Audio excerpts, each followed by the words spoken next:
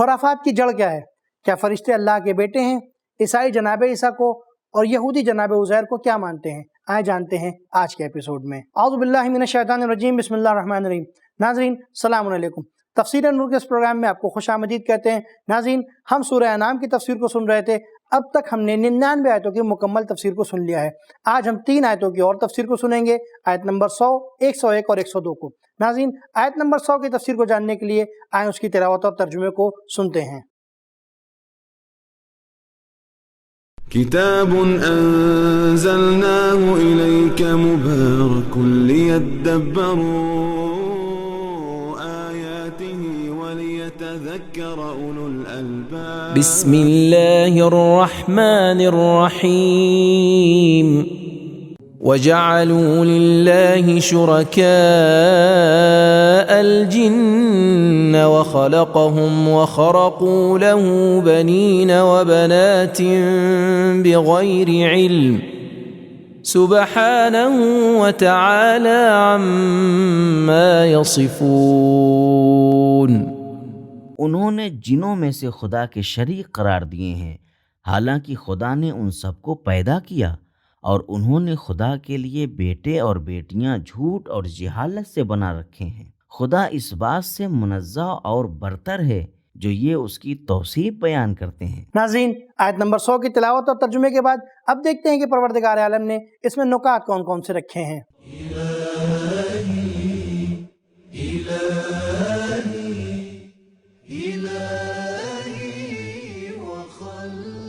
خلق، کسی چیز کو حساب و کتاب کے ساتھ ایجاد کرنا۔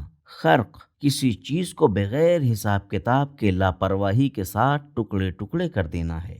خرقو یعنی بغیر سوچے اور بغیر مطالعے کے کسی مطلب کا اظہار کرنا، بغیر حساب کتاب کے کچھ بتانا اور بغیر دلیل کے دعویٰ کرنا۔ تفسیر نمونہ، قرآن مجید کے مطابق عیسائی حضرت عیسیٰ علیہ السلام کو اور یہودی حضرت عزیز علیہ السلام کو اللہ تعالیٰ کا بیٹا مانتے ہیں۔ سورہ توبہ آیت نمبر 30۔ کچھ لوگ فرشتوں کو خدا کی اولاد تصور کرتے ہیں۔ زرتشتی لوگ اہرمن کو، جو کہ ایک جن تھا، خدا کا رقیب خیال کرتے ہیں اور تمام برائیوں کو اس سے نسبت دیتے ہیں۔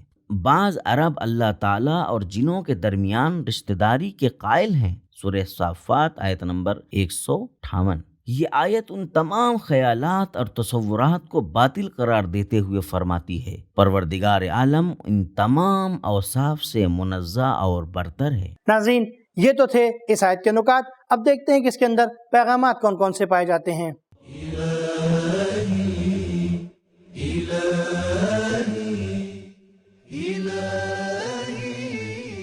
نمبر 1، جہالت خرافات کی جڑ ہے۔ اللہ تعالیٰ کی نسبت انسان کے اعتقادات علم کی بنیاد پر ہونے چاہیے۔ نمبر 2، مخلوق کس طرح خالق کے کاموں میں شریک بن سکتی ہیں۔ نمبر 3، شادی کرنا اور اولاد پیدا کرنا کسی کمی اور خواہش کو پورا کرنے کے لیے ہے۔ اللہ تعالیٰ ان نقائص اور عیبوں سے دور ہے۔ ناظرین، ماشاءاللہ ہماری 100 آیتوں کی تفسیر یہاں پر مکمل ہو گئی ہے۔ اب ہم آیت نمبر 101 اور 102 کی تفسیر کو جاننے کے لیے اس کی تلاوت اور ترجمے کو سنتے ہیں۔ بديع السماوات والأرض أنى يكون له ولد ولم تكن له صاحبة وخلق كل شيء وهو بكل شيء عليم۔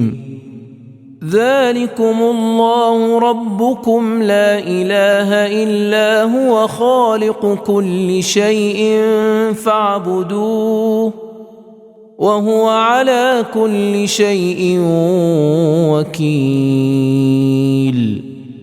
آسمانوں اور زمین کی ایجاد کرنے والا اور انہیں تازہ اور نیا وجود عطا کرنے والا وہی ہے۔ کیسے ممکن ہے کہ اس کا کوئی بیٹا ہو، حالانکہ اس کی کوئی بیوی نہیں ہے، اور سب چیزوں کو اسی نے پیدا کیا اور وہ سب چیزوں کو جانتا ہے۔ ہاں، ایسا ہی ہے تمہارا خدا، تمہارا پروردگار، اس کے سوا کوئی معبود نہیں، وہ تمام چیزوں کا خالق ہے، تم صرف اسی کی عبادت کرو، وہ تمام موجودات کا حافظ اور مدبر ہے۔ ناظرین، آئے دیکھتے ہیں کہ پروردگار عالم نے ان 2 آیتوں میں نکات کون کون سے رکھے ہیں۔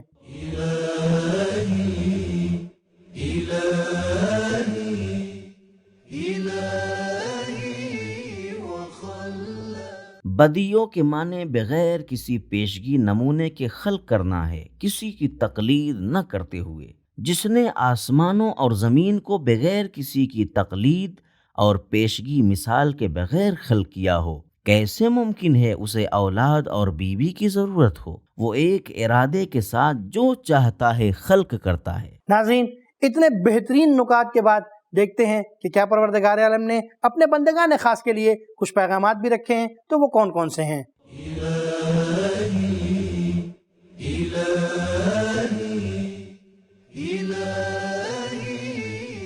نمبر 1، کائنات کو خلق کرنے والا قدرت مند ہے اور اسے بیوی اور بچوں کی ضرورت نہیں ہے۔ نمبر 2، قرآن مجید جس قرآن کی پہچان کروا رہا ہے اور دوسرے افراد جس خدا پر عقیدہ رکھتے ہیں ان کے درمیان موازنہ کریں۔ نمبر 3، اسلامی عقیدے کے مطابق خالق اور پروردگار ایک ہی ہے۔